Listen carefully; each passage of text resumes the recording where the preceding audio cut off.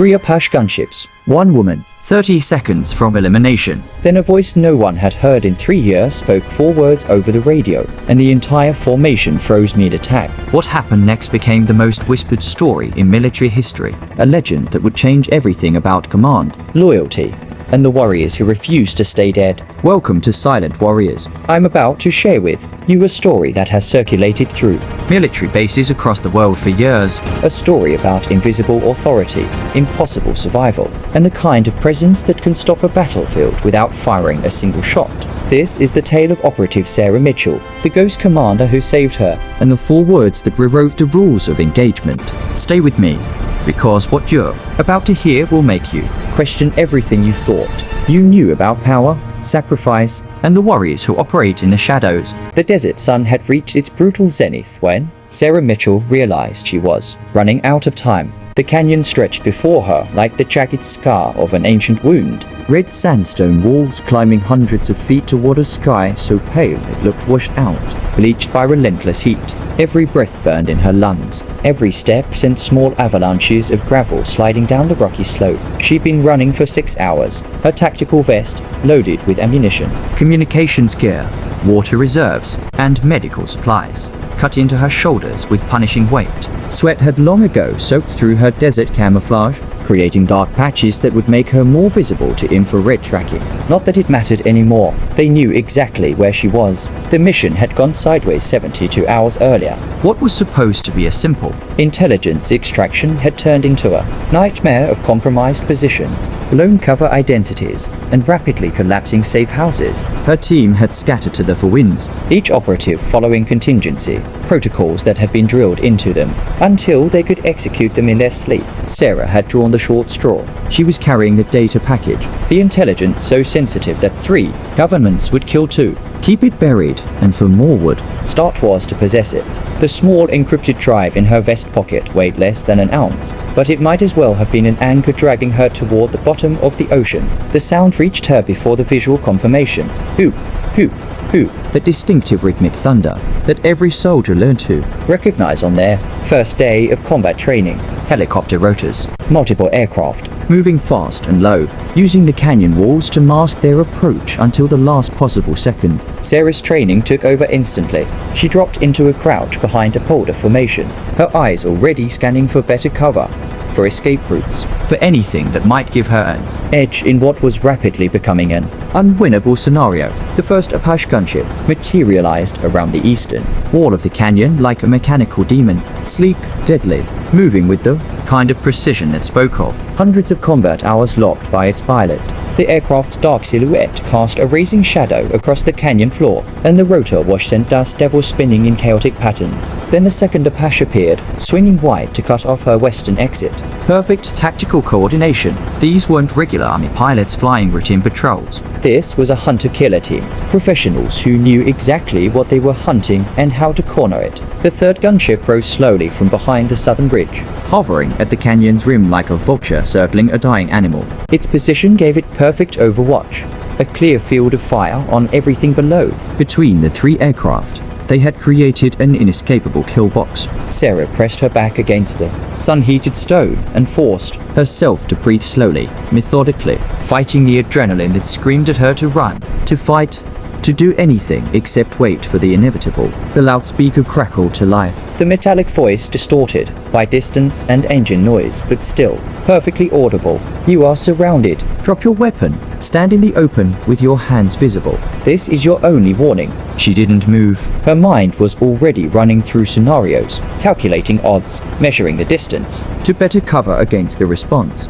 Time of those chin-mounted chain guns. The M3 autocannons on those Apaches could fire over 600 rounds per minute. Each 30mm shell could punch through light armor. Against an unarmored human target, the result would be instantaneous and absolute. One of the Apaches dropped lower, its nose tilting down as the pilot brought the weapon systems to bear. Sarah could almost feel the targeting lasers painting her position. Invisible beams that marked her for death with electronic precision. This was it. The end of the road. The final mission. She'd always known it would end this way. Known that the life she'd chosen came with an expiration date that couldn't be negotiated or extended. The only question had been when and where. Apparently, the answer was here.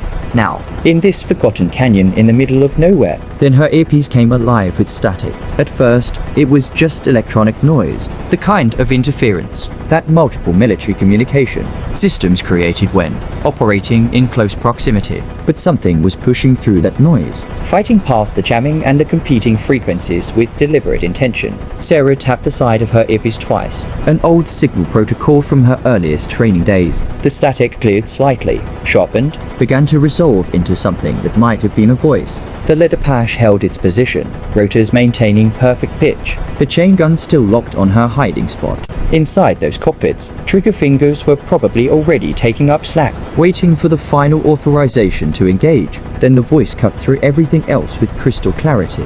Hold position. This one's with me. 4 words, that's all it took. Sarah's blood turned to ice water in her veins. Not from fear, but from absolute shock. From the impossibility of what she'd just heard. That voice. She knew that voice. Every soldier who'd served in special Operations over the past decade knew that voice. It belonged to a dead man. Commander Marcus Reeves had been declared killed in action 3 years earlier during Operation Silent Thunder, a deep penetration mission into hostile territory that everyone knew was a one-way ticket. They'd held a memorial service, a flag-draped coffin, a 21-gun salute. His name was carved into granite at Arlington, right there with thousands of other heroes who paid the ultimate price. But dead men don't speak over military radio frequencies, and they definitely don't give orders to active combat units. The effect on the Apache formation was immediate and dramatic. The lead gunship stopped its slow, predatory rotation, hanging motionless in the air as if someone had pressed pause on reality. The chain gun elevated away from Sarah's position, The barrel lifting with mechanical reluctance. She could hear the pilot's confused transmission, even without radio access. could imagine the urgent conversation happening in those Cockpits as experienced combat aviators. tried to reconcile what they'd Just heard with everything they knew about operational protocols. One of the pilots keyed his microphone. His voice carried the Careful tone of a professional. trying to maintain composure while his World stopped making sense. Actual. Confirm identification. Authorization required for mission abort. The response came without hesitation. delivered with the kind of absolute Certainty that had once commanded entire battle groups across 3 continents. Confirmed. Authorization code Whiskey Delta 77 Nina Tango Alpha. And unless you want to explain to Joint Special Operations, command why you opened fire on my operative, you'll maintain your current positions and await further instructions. The authorization code was genuine. Sarah knew military protocol well enough to recognize that. Those codes were changed weekly, Encrypted at the highest levels. accessible only to personnel, with clearances that most soldiers didn't even know existed. Whoever was speaking had access to current, valid, legitimate command authority. The word operative hung in the desert air like a physical presence. Reshaping the entire tactical situation with its implications. Suddenly, Sarah wasn't a target to be eliminated. She was an asset to be protected. The hunter-killer team had just been transformed into a protective escort with 4 words and an Authorization code. The formation began to change immediately. The high Apache climbed slowly, widening its orbit from offensive positioning to overwatch configuration. The 2 gunships that had been boxing her in shifted backward, their aggressive tactical posture softening into something more protective. Sarah allowed herself to breathe properly for the first time since the aircraft had appeared. Her hands remained steady, her position unchanged. But everything fundamental about this encounter had just been rewritten by an impossible voice from beyond the grave. Move to the clearing west of your position, Commander Reeves' voice continued, shifting into operational command mode as if he'd never been declared dead. As if the past 3 years hadn't happened. As if this was just another Tuesday briefing. We'll extract you there. Time to come home, Mitchell. He knew her name. Of course, he knew her name. He'd recruited her into special operations 6 years ago, had personally overseen her training for deep cover work, Had been the one to recommend her for the intelligence extraction mission that had just gone catastrophically wrong. Sarah stepped out from behind the boulder. exposing herself fully for the first time. The Apaches held their positions like tethered predators, Weapon systems active, but no longer targeting her. the rotor wash continued to stir dust devils across the canyon floor. But the sound had transformed from threatening to merely present. She began walking toward the western clearing, each step deliberate and unhurried. Behind her, the 3 gunships maintained formation. Escorts not rather than executioners. The shift was subtle but absolute, changing everything about who was protected and who was exposed. The clearing was nothing special, Just a patch of level ground scattered, with hardy desert scrub that somehow survived in this brutal environment. But it was open enough for a safe landing and defensible enough to satisfy basic tactical requirements. Each shimmers rose from the packed earth, creating wavering distortions that made the approaching aircraft seem to dance through liquid air. The lead Apache descended first, landing gear extending with mechanical precision. As the pilot brought the massive machine down in a textbook approach, Dust exploded outward from beneath the rotor wash, creating a brown cloud that temporarily obscured everything. The other 2 gunships remained airborne, establishing a wide defensive perimeter with overlapping fields of fire. Sarah walked toward the settling aircraft, her hair whipping across her face in the artificial hurricane created by rotors that were only now beginning to wind down. The door gunner watched her approach with professional curiosity, his weapon slung but hands positioned for immediate action. Then the pilot's door swung open. Commander Marcus Reeves stepped down onto the desert floor, and Sarah felt reality bend slightly around the impossibility of his presence. 3 years hadn't softened him at all. Same sharp grey eyes that seemed to catalog every detail simultaneously. Same economical way of moving that suggested coiled energy under perfect control. Same habit of scanning the horizon before making eye contact. He looked exactly like he had the last time she'd seen him. In that sterile briefing room 72 hours before Operation Silent Thunder, when he'd laid out mission parameters for an assignment that no one expected him to survive. You look like you've had better days, he said, a hint of a smile playing at the corners of his mouth as he took in her dust-covered appearance and travel-worn gear. You look like you were supposed to be dead, Sarah replied, meeting his gaze directly despite the surreal nature of their reunion. Reeves shrugged with characteristic nonchalance, as if returning from the dead was merely another operational complication to be managed. Dead men don't pull rank. Come on, we've got company coming, and you're not staying here to meet them. They moved toward the Apache with the efficiency of professionals who'd worked together before. Sarah climbed into the crew compartment behind the cockpit, strapping herself into the gunner's seat as Reeves powered the aircraft back up. The familiar vibration of military turbines spinning to operational speed thrummed through the airframe. Over the intercom, his voice carried the same calm authority she remembered. You'll need to explain to me later how you ended up on their target list. Later, Sarah said, gripping the safety harness as the gunship lifted off. First, you tell me why your voice still makes seasoned pilots freeze in their tracks. Reeves didn't answer immediately. His attention focused on coordinating the 3-ship formation through terrain that could turn deadly without warning. The other 2 Apaches fell into escort positions, their presence both protective and ominous. Below them, the landscape scrolled past in shades of brown and gold. The canyon where Sarah had been cornered was already disappearing behind them, becoming just another feature in an endless expanse of wilderness. His silence wasn't unusual. Reeves had always been someone who chose words carefully, who understood that some explanations were worth waiting for. But Sarah could sense something different now, a weight that hadn't been there before, as if 3 years had added layers of complexity to an already complicated man. Operation Silent Thunder didn't go the way the after-action reports claimed, he finally said, his voice quiet over the intercom. The mission succeeded, but the cost was supposed to be terminal for everyone involved. I was supposed to die in that compound, along with the intelligence we were extracting. But you didn't, Sarah said. No, I didn't.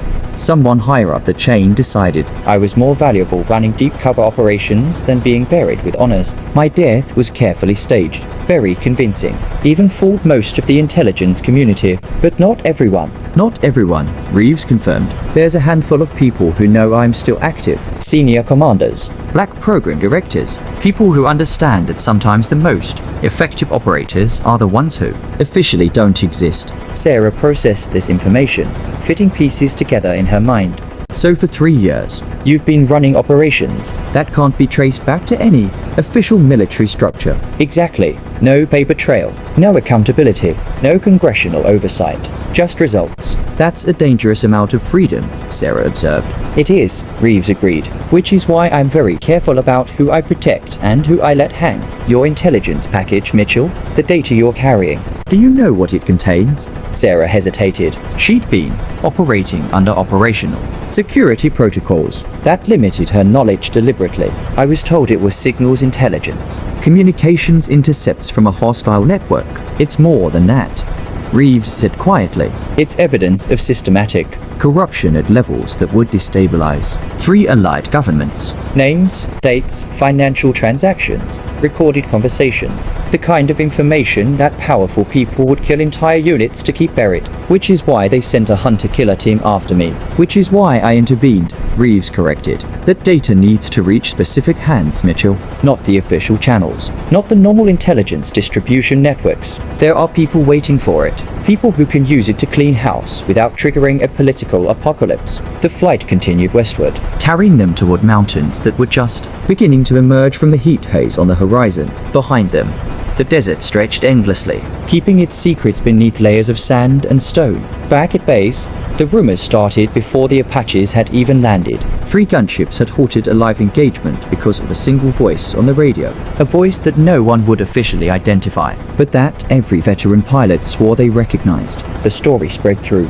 communication networks faster than official channels could contain it, racing from hangar to ready room with viral intensity. Sarah kept her head down during the mandatory debriefing, working through the after-action report with as few words as possible. The intelligence officers asked their questions with professional thoroughness, but she could see curiosity burning behind their careful neutrality. Her answers were precise, factual, and revealed absolutely nothing about her mysterious rescuer. The helmet camera footage from the lead, Apache showed her stepping out from cover with remarkable composure, walking calmly toward the machine that had been seconds from opening fire. The audio portion went silent at the crucial moment. The voice from the radio, classified under operational security and sealed behind access codes that few people possessed. That electronic silence only fueled more speculation. The story refused to die, spreading beyond the base into the broader military community through networks that thrived on unofficial information.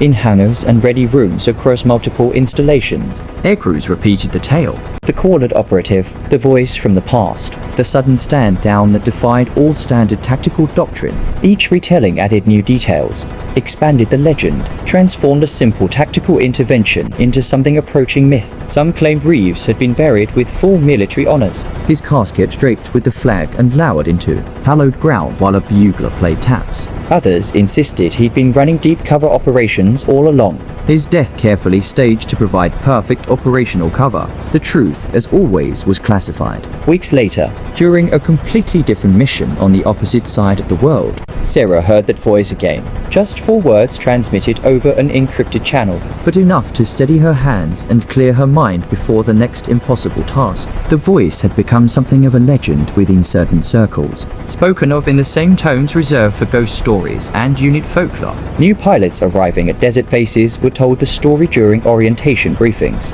though always with the caveat that details were classified and the principles involved couldn't be officially confirmed. Sarah never spoke about the encounter publicly, never confirmed or denied the various theories that circulated. But sometimes, during quiet moments between missions, she would find herself listening to radio static with unusual attention, waiting for a familiar voice to cut through the electronic noise. 6 months after the canyon incident, Sarah received orders for a new assignment.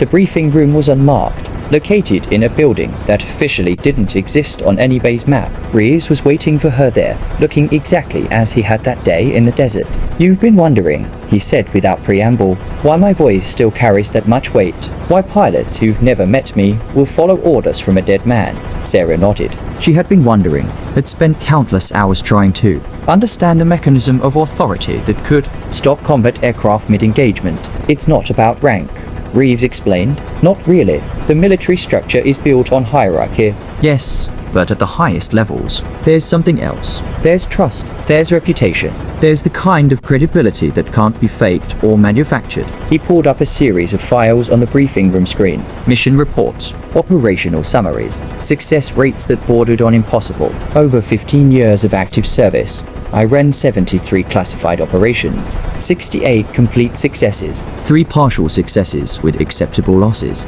2 failures that still accomplish primary objectives, 0 catastrophic failures, 0 friendly casualties from command decisions. Sarah studied the numbers. They were extraordinary, the kind of record that created legends. Every pilot who responded to my voice that day knew those numbers. Reeves continued. They didn't know I was alive, but they knew my reputation. They knew that if someone with my authorization, codes and vocal signature was giving orders, there was a damn good reason. They trusted that even if they didn't understand the situation completely. So it wasn't magic, Sarah said. It was and credibility. Exactly. Real authority doesn't come from a chain of command or a rank insignia. It comes from consistent, reliable, expert performance over time. It comes from making decisions that people can trust, even when they don't have complete information. He closed the files and turned to face her directly. Which brings me to why you're here. I'm building a team, Mitchell. Operators who understand that. Sometimes the most important missions are the ones that never make it into official records. People I can trust to make difficult decisions in impossible circumstances. You want me to become a ghost, Sarah said. I want you to become someone who can change outcomes without needing recognition. Someone whose voice will carry the same kind of weight mine does. Because people will learn to trust your judgment even when they don't. Understand the full picture. Sarah considered this carefully. It meant giving up her official identity, her public service record, her place in the normal military hierarchy. It meant operating in shadows, taking credit for nothing, accepting that her sacrifices would never be acknowledged publicly. But it also meant having the freedom to make real differences, to intervene in situations where official channels moved too slowly or not at all, to be the kind of warrior who protected others without needing medals or recognition. When do I start? She asked. Reeves smiled. You already have. The canyon was your final test. You handled it perfectly. 3 years later, a young special operations officer found herself pinned down in an urban firefight. Enemy forces closing in from 3 directions, her tactical options narrowing by the second. Her radio crackled with static, then cleared to reveal a calm female voice. Hold position. Reinforcements are 30 seconds out. The officer didn't recognize the voice, but something about its absolute certainty made her trust the instruction. She held her position. 30 seconds later, a helicopter gunship appeared overhead, suppressing enemy positions with precise fire while a tactical team moved in to extract her. Later, during debriefing, when she asked about the voice, she received only vague answers about classified support assets, but older operators at the base nodded knowingly when she described what happened. They'd heard similar stories, voices appearing at critical moments, instructions that saved lives, interventions that officially never happened. The silent warriors had become more than individuals. They'd become a presence, a protective force that operated in the spaces between official military operations and the harsh realities of modern warfare. Their names were never spoken publicly. Their actions were never recorded in official documents, but their impact was real, measurable in lives saved and missions accomplished. Commander Marcus Reeves had built something extraordinary in those shadow spaces. Not an organization exactly, but a network of highly skilled operators who understood that true service sometimes meant accepting that you would never receive credit for your greatest achievements. Sarah Mitchell had become one of the most effective voices in that network. Her calm authority during crisis situations earning the same kind of trust that Reeves' voice had commanded in that desert canyon years earlier, and somewhere in briefing rooms and operational centers that didn't appear on any official maps. They continued their work, watching, protecting, intervening when necessary. The ghosts who refused to let good people die when they could prevent it. True authority, they had learned, didn't fade with time or circumstance. It wasn't about rank or recognition or public acknowledgement. It was about building trust through consistent excellence, about making decisions that people could rely on even when they didn't understand the full picture. It was about being the voice that could stop a battlefield without firing a shot. The voice that said, hold position, and made experienced warriors trust that instruction completely. The voice that belonged to those who had earned the right to command through sacrifice, skill, and unwavering dedication to protecting others. The voice of the silent warriors. If this story resonated with you, if you believe in the power of earned authority and the warriors who serve in shadows, then you're exactly where you belong. Hit that like button. Subscribe to Silent Warriors for more stories of the operators who change history without seeking credit. and share this with. Someone who understands that true leadership Isn't about recognition. it's about being worthy of trust when it matters most. The silent warriors are always watching, always ready, always protecting. And now you know their story. Until next time, stay vigilant.